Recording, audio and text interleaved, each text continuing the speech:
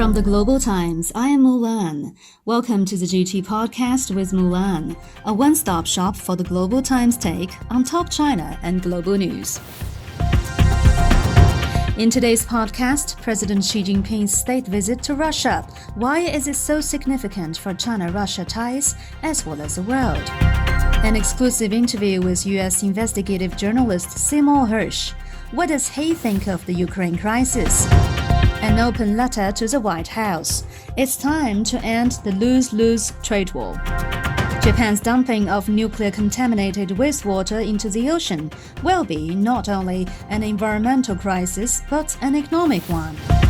Finally, a feature story on Chinese archaeologists helping to safeguard famed relics in Cambodia.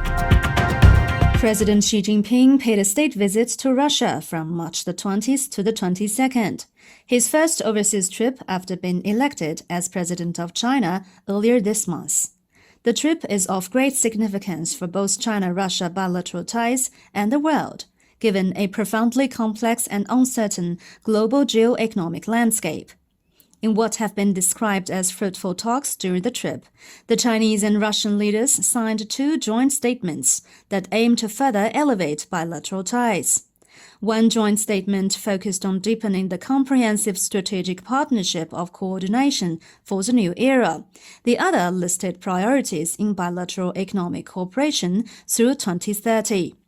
The two sides aim to boost bilateral trade and investment, build a closer energy partnership, and strengthen cooperation in law enforcement, such as preventing a color revolution.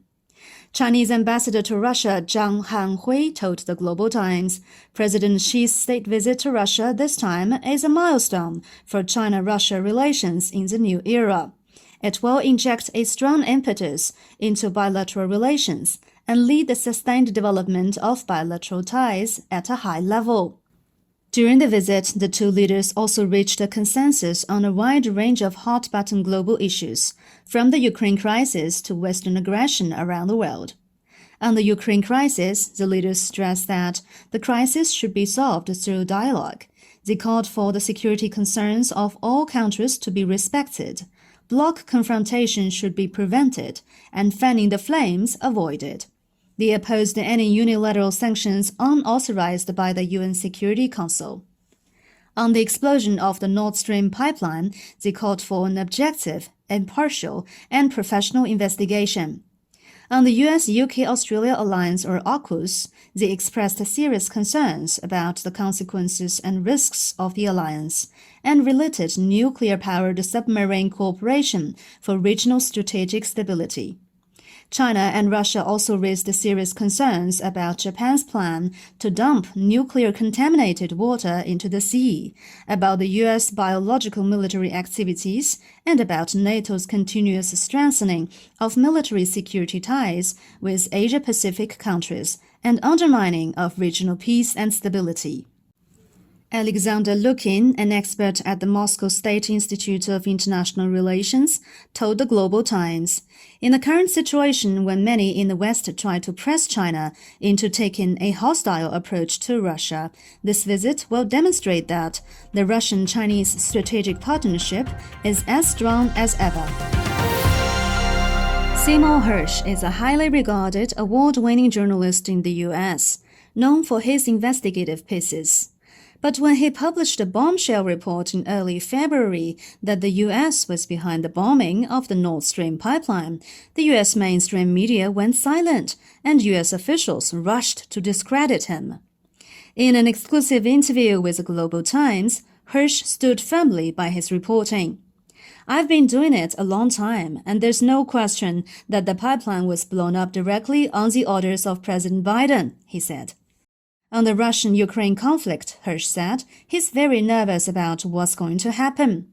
This war is not going to end well for the Ukrainians and the Biden administration. The American public is not being told the whole story by the media. It's just not going to end well, he said. The U.S. journalist also said he's keeping doing investigative reporting because he's very worried about American policy, not only toward the Ukraine war and toward Russia, but also toward China. March the 22nd marked the 5th year since the U.S. government, under former President Donald Trump, started a trade war with China by imposing unilateral tariffs on Chinese goods, among other measures. 5 years on, the trade war, despite its massive damage, not only continues, but under President Joe Biden, is actually on an escalating trend. Song Guoyu, a professor and deputy director of the Center for American Studies at Fudan University, wrote an open letter to the White House, stressing that it's time to end the lose-lose trade war. In the open letter published by the Global Times, Song pointed out that over the past 5 years, the U.S. government has witnessed its failure in an attempt to change the trade deficit with China through high tariffs. The U.S. trade deficit with China actually grew from $375.2 billion in 2017 to $382.9 billion in 2022. Through the trade war, the U.S. not only failed to achieve its intended objectives, but also created a range of adverse impacts that undermined its economy, China-U.S. economic ties, and the global economy at large, Song wrote. Unilateral high tariffs against China will have no other results than a lose-lose situation and damage to the global economy, Song noted. He called on the White House to show political courage and make a decisive and wise strategic choice. This lose-lose trade war has been dragging on for 5 years and should have ended long ago, he wrote.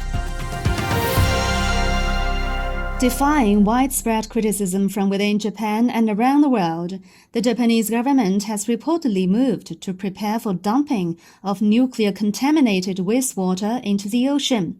The move has sparked profound outrage in the region and around the globe, given the tremendous safety, environmental, and economic implications. The Global Times this week published several articles examining the impact of the Japanese move on the regional fishery industry, agricultural food safety, as well as Japan's own nuclear power technology. The regional fishery industry has in particular been angered by the move, with industry groups from many countries criticizing the Japanese government. Chi Feiyue, Deputy Secretary General of the China Fisheries Association, told the Global Times, "We resolutely oppose Japan's discharge of nuclear wastewater, since if it had an impact, it would be devastating." Sun Yanfa, fisherman and head of a local commerce group in northeast China's Liaoning, went even further. He said, should there be any impacts from the nuclear wastewater dumped by the Japanese government, we should ask for compensation for the resultant losses. The move could also further spark concerns over the safety of Japanese agricultural products. Japanese agricultural product exports to China have already seen a steady decline over the last decade, after the Fukushima nuclear accident in 2011, and they could drop further, analysts said. Meanwhile, Japan's move could also tarnish its reputation as a nuclear power operator, Chinese experts said. Chinese archaeology has entered a golden age in the past 10 years.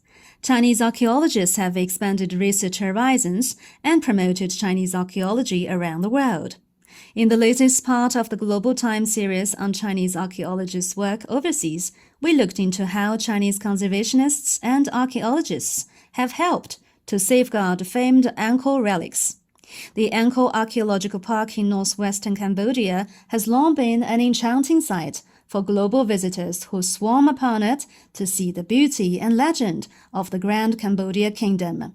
China became one of the first countries to join the International Action for Safeguarding Angkor, an international campaign launched by Cambodia and UNESCO in 1993.